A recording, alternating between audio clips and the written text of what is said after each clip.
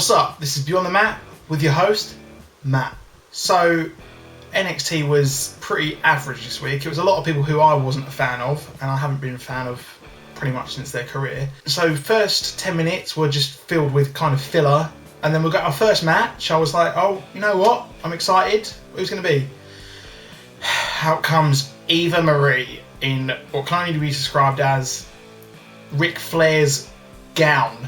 It's a red gown, which is pretty much, of course, the same as what Ric Flair wore, and she came down and just instant boos. I mean, I don't think anyone likes her. On Total Divas, she's hated because she buggered off to California instead of Florida and trained with, I think it was Brian Kendrick. And this was her first match in quite a long time. You know what? I'm going to give her the benefit of the doubt here. The match against Cassie wasn't too bad. I mean, it was very by the numbers, but overall, just a bit.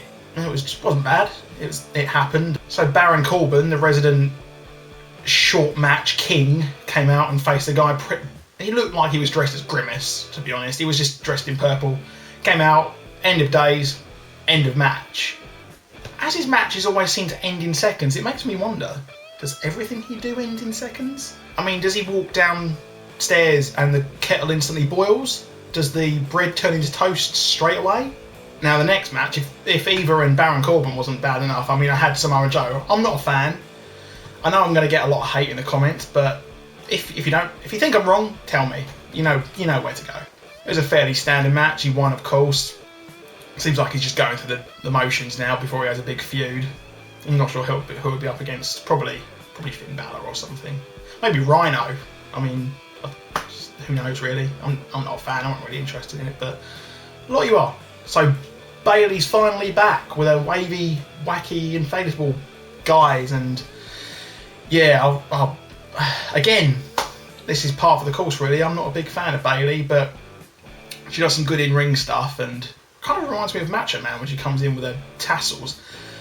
But yeah, she faced Emma, who broke her hand, and Emma's had some good backstage bits so far, but her matches have been a bit dull as she's been paired with literally the woman with the personality of a belt, who's Dana Brooke.